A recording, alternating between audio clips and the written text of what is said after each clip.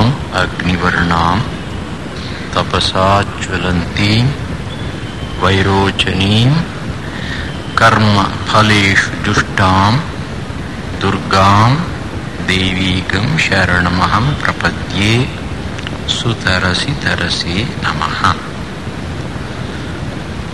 This is the only mantra in this series of 7 mantras that is actually dedicated to Mother Durga.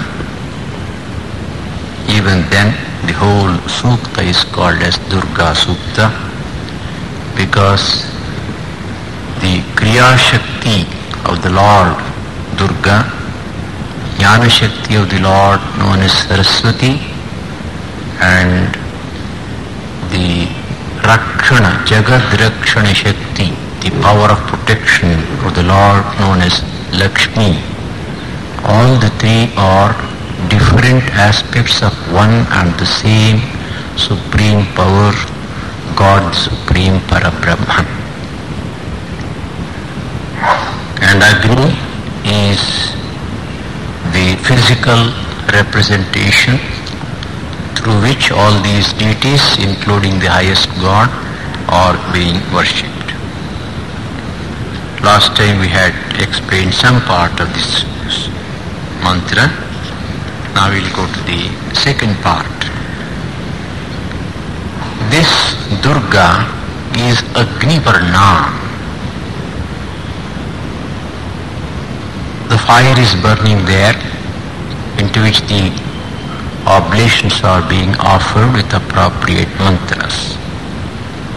Whether the fire itself is considered as Durga Devi or whether the color of Mother Durga is like that of the fire, this is a point to be clearly understood before we proceed further. All these mantras have been given to us by the Rishis. The Rishis were mystic sages, seers of the transcendental truths. Atindriya Jnana. They had that Atindriya Jnana, so they became Rishis. It's quite likely that the Rishi who has given this Sukta to us had a vision of the Mother Durga wherein he discovered that Mother Durga's color was like that of fire, bluish, reddish or golden and very bright. In that case it is almost a dhyana shloka, we can say, describing the color of the Divine Mother which has been seen through the mystic vision. Or alternatively, the physical fire is here and the Lord or the deity or the goddess is being invoked into the physical fire through appropriate mantras. Once that is done, the deity manifests itself in and through that particular symbol. Here it is fire. When we do homa, havan in our ashrams, after lighting the fire ceremonially, we have one part of the mantra which runs like this: Agni Tvam Shri Ramakrishna Nama Asi.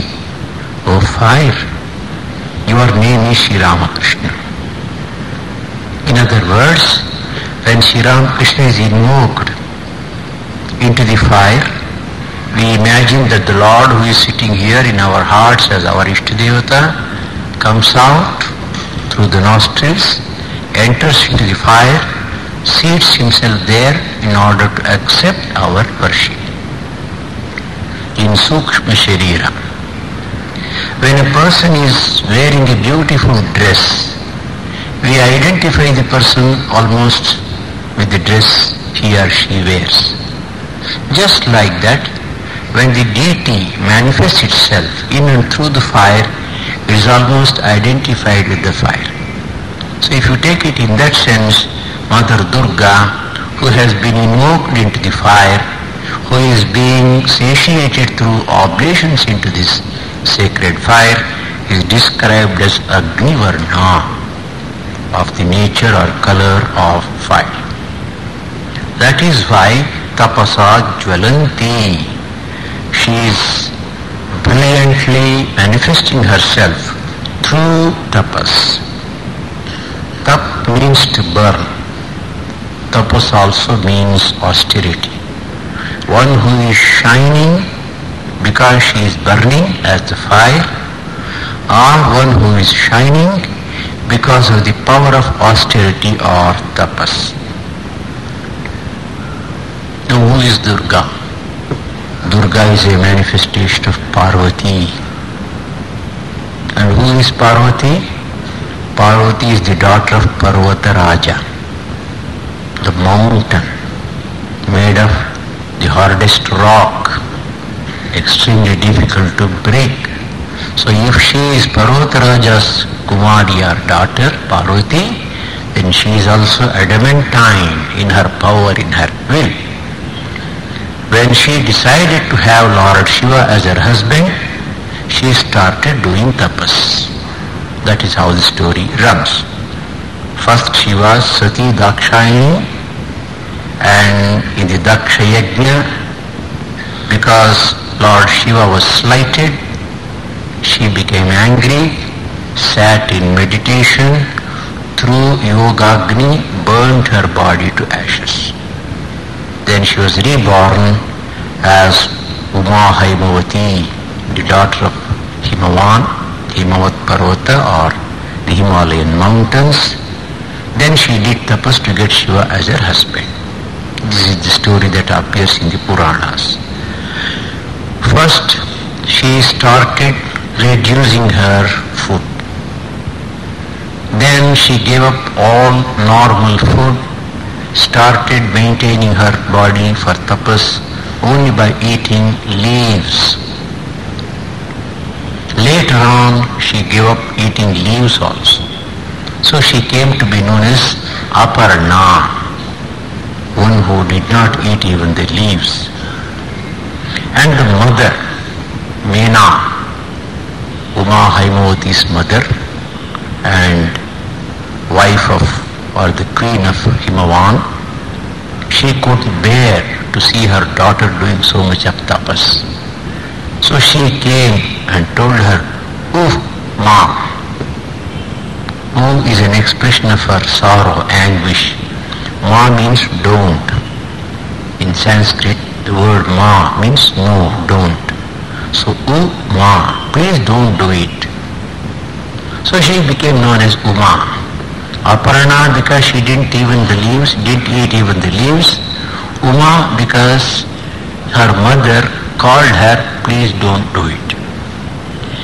Now all these things are expressions of her tapas, the austerity, the limits of austerity to which she went or subjected herself.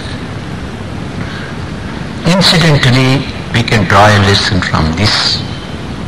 If the Divine Mother herself had to do so much of tapas to obtain Lord Shiva, the Supreme Lord, then what about ordinary people like us? So without tapas, it is impossible to get anything in life, worthwhile in life. That is why Swami Harshananda says, great things can be done by great sacrifices only. So she is known as Uma, Aparna and Parvati, and her tapas is so great, she is Agnivarna. She is of the color of fire. She can be compared with fire. She is represented by the ceremonial fire in front of us. Then she is Vairochani, Vividha Rochanasya, Arthat Nana Rupena Avirbhavatah Devasya Swabhuta Paraprakriti Rupa. Virochana means Bhagavan, the Supreme Lord. Ruch means Kanti, splendor, light. The Lord shines in different ways through his different manifestations. So he is called as Virochana. And the special power which is inherent in the Lord, which is part and parcel of the Lord Shakti, that is called Vairochani. Something which belongs to Virochana. So Virochana is Supreme God who is shining or manifesting himself in different ways, and Vairochani is the power which is making him manifest in these various ways. That is why she is called as Vairochani. And in our scriptures we find that God creates, sustains the universe and again destroys it or withdraws it back into himself. Srishti, Sthiti and Pralaya. And for Srishti and Sthiti and Pralaya there are respective powers, different aspects of the powers which are responsible for these three functions, and they are given different names. They are apparently different, but in reality they are one and the same.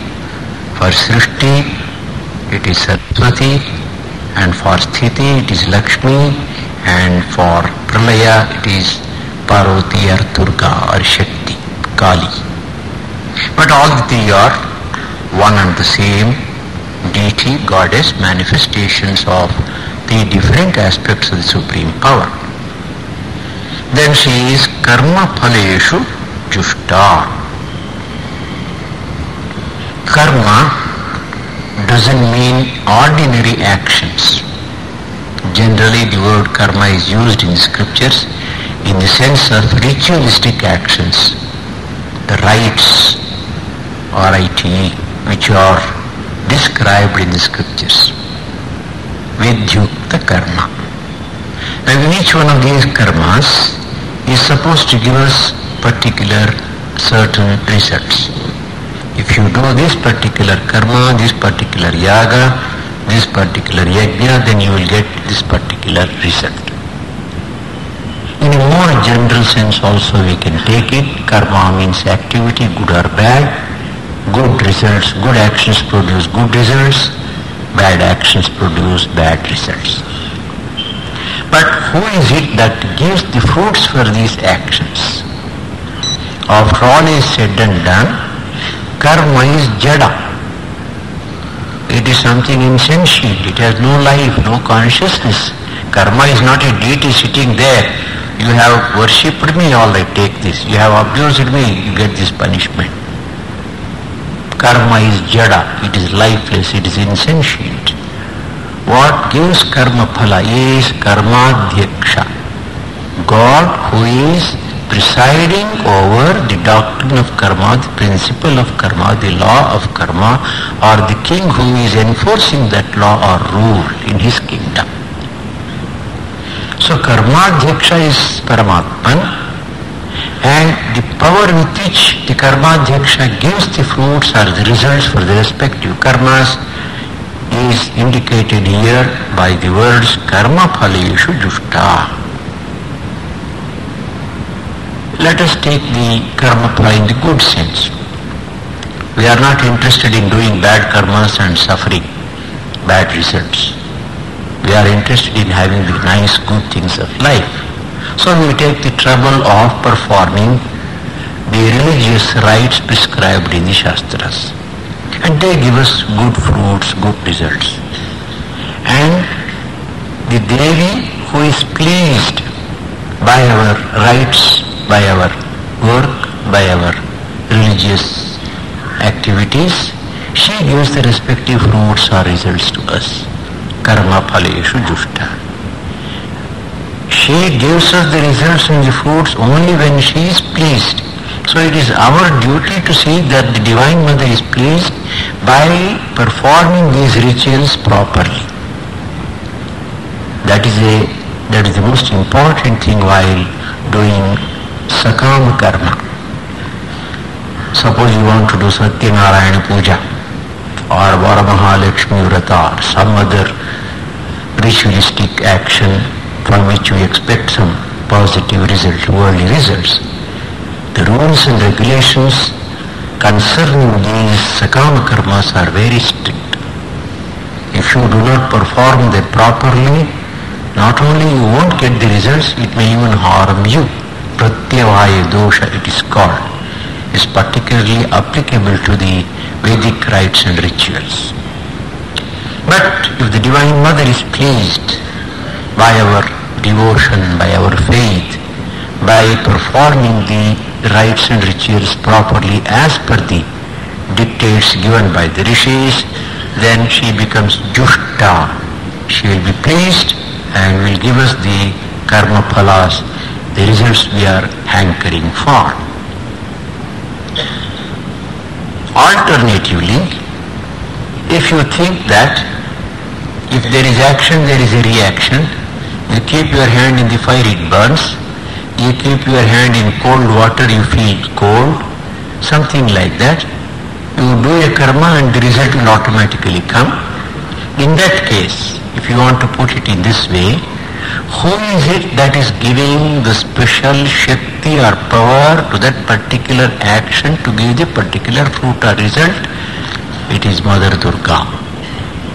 So one can interpret in both ways.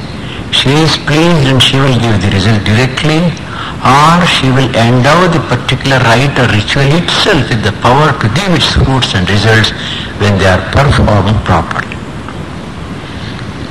Sharanam aham prapadye, Durgam Devim Sharanam aham prapadye. Such Durga Devi described with the various adjectives here, I take refuge in her. Who is Devi? The word Deva or Devi comes from the root Dev. Dev has several senses, out of which 2 or 3 may be chosen here. One is to shine. So Deva or Devi is that being who is shining brilliantly. This can be divine light. Koti Surya Samaprabha, in some of the stotras or hymns, God is described as brilliant as millions of suns. Or this Prabha or light can mean knowledge, consciousness. So one who is of light, made up of light, manifesting himself as light through light, that is one meaning. Dev also means to play, krida. Now what is the play or the krida for the Lord? There is a very nice sutra in the Brahma Sutras, Lokavattu Lila Kaivalyam. There the topic and discussion is creation. So while dealing with that topic, Vyasa Maharshi or Badarayana Maharshi says, Lokavattu Lila Kaivalyam.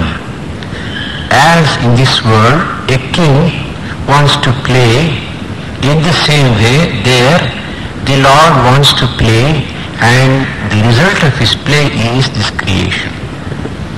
The creation is like a Leela or play for him.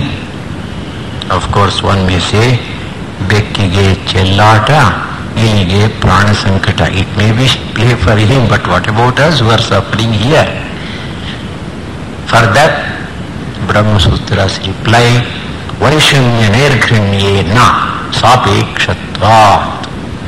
There is no Vaishamya or Nairghrinya in the Lord, no partiality, no cruelty. Whatever results we get in this world, they depend upon the work that we do.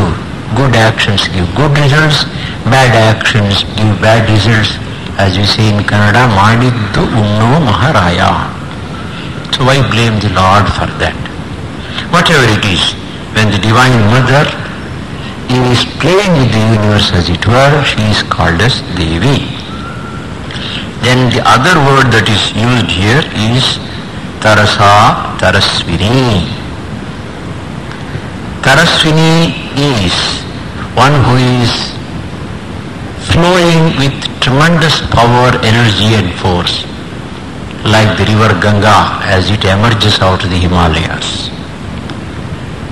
Suppose a leaf falls into that current of the river, is immediately carried maybe right up to the ocean.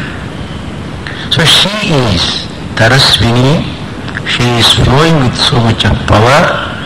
If we surrender ourselves at the feet of the Divine Mother Durga, then she will take us across the ocean of samsara by the very force of the current of her grace. So she is called as Tarasa, Taraswini, He Tarase. She is addressed, one who is flowing with great power and force. Sutarasi, you take us across the ocean of Maya, ocean of samsara, to the other shore of life, to moksha. To you, Namaha, we bow down. Sutarasi Tarasi Namaha. You are Taras, one who is flowing with power, and you take us across the ocean of samsara to the other shore, to moksha. We bow down to you. And Namaha or Namaskara is a word that is used very, very frequently in our Sanskrit hymns. In Vedanta Deshika, in his famous work called Rahasya Trayasara, gives a very interesting interpretation for this word, Na-maha. Maha means mine, Na means not mine but thine. So when we do Namaskara or Pranama, the attitude inside should be, nothing is mine, everything is yours. Then we go to the third mantra. Agni tvam paraya navyo asman swasti bhirati durgahani vishwa pushcha prithvi bahulana urvi bhavato kaya tanayaya shamyo. He Agni, navyaha tvam asman swasti bhihi vishwa vishwani durgani atiparaya naha puhu prithvi bhavatu urvi bahula cha bhavatu tokaya tanayaya cha shamyoho bhava. As I have pointed out earlier, many of these mantras which form part of some of the Upanishads like the Mahanarayana Upanishad or the Suktas originally appear in the Rigveda itself. So this is a very famous mantra taken from the Rigveda Samhita. There, the use of this mantra, what is called as Vinyoga, has been explained by the great Acharya Sayana. There is one rite ritual called Ayushkamishti. One who is interested in a long life, Ayus Kama, desire for a long life. One who has a desire for long life, he should perform this particular ishti or sacrifice. Even now, Ayushkamishti is performed probably in a shorter way by people who want to live long, especially on birthdays. In the West, they have the custom of cutting the cake and then lighting the candles and blowing out the candles and all that. That is their culture. But in our culture, Ayushkamishti is the main thing to be performed on the birthdays. Unfortunately, we are forgetting our religion and culture. We do not know its meaning and its greatness. We are blindly imitating the alien cultures. Ama bhadrah pratavoyanti vishwataha. Rigveda says, let noble thoughts come to us from all sides. Our mind should be kept open to receive good, noble, great ideas from all religions, all nations, all cultures. But that doesn't mean that we should give up our own and substitute them with the alien ideas. So we shall have ours and add the other things. It is something like we have pickles to increase the taste of your food. So the main food, rice, will be there, but you can add a little pickle or something else. You cannot substitute the rice with pickles. That is exactly what we are doing. We are forgetting our religion, our culture, our values and our history and trying to ape the other cultures and countries. Ayushkameshti is an important ritual which is performed by any person who wants to have a long life, and generally it is performed on birthdays. As part of this, there is one subsidiary rite called Swishtakrit Homa, particularly addressed to Agni.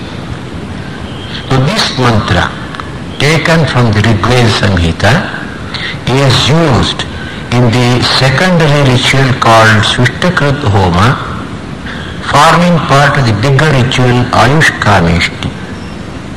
And what for is it used, or how is it used? It is called as a Yajya mantra. The oblations are poured by the Adhvaryu. There are 4 chief priests in a sacrifice: Hotru, Adhvaryu, and then Udgatru and Brahma. Adhvaryu is something like the managing director of a factory. He is the person who is involved in the rites and rituals in great detail. It is he who does everything. The Hotru, his business is just to invite the various deities at the appropriate places. Indra, Agni, Mitra, Varuna, please come and accept these offerings. Hota or Hotru. And Udgatru sings the same Rigvedic mantras but set to the Saptaswara system. It's musical. The entire Samveda, 99.9% is practically Rigvedic mantras, about 6,000 mantras taken from the 11,000 or 10,500, but set to music. Brahma is like a supervisor. He's sitting there. He's supposed to be an expert in all these rites and rituals, but doesn't directly take part. He will be observing everything. If something goes wrong, he will point out, this is wrong, you do like this, Prayashchitta must be done like that, this rite is to be corrected in this way, and so on. So here, in the Ayushkameshti, the subsidiary rite which is called Svishtakrit Homa, this particular mantra, Agnetum Paraya, is repeated by the Hotru, and the Adhvaryu pours the oblations into the fire. That is the context as given by Sayanacharya. And this also takes us incidentally to the philosophy of life of the Rigvedic rishis. They were not defeatists.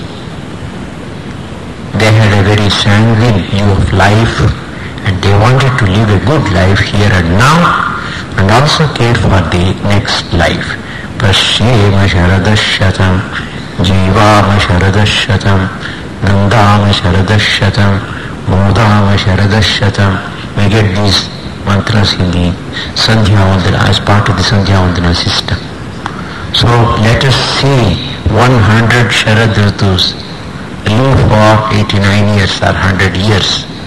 So they had that desire to live the full span of life so that this human life can be made blessed by performing our duties, discharging our responsibilities, doing our sadhanas properly, so that by the time the body falls we are able to attain the highest. Kurvanyeveha karmani jijemishet shatam samaha. That is how Ishavasya puts it. One has to desire to live the full span of 100 years by performing the rituals prescribed in the Vedas properly. So it is not a defeatist psychology, but a psychology of great hope and aspirations. Here the Agni is being described by various words. Navyaha.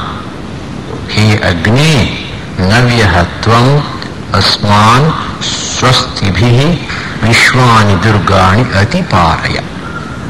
Navyaha Namataraha Stutyova. Now the Agni, once it is lighted, it burns for some time and it will die out. But what we do is, when we are performing the ritual, every now and then we put the samit into it, the sacred fuel. Not only the liquid oblations, but also the samit or the fuel, sacred fuel is put into it. So every time the sacred fuel samit is put into it, it again becomes brilliant, gets a new life as it were. So it is called as Navya. The Agni of this Homa, this ritual, you are getting renewed every now and then because you are feeding with the sacred samit.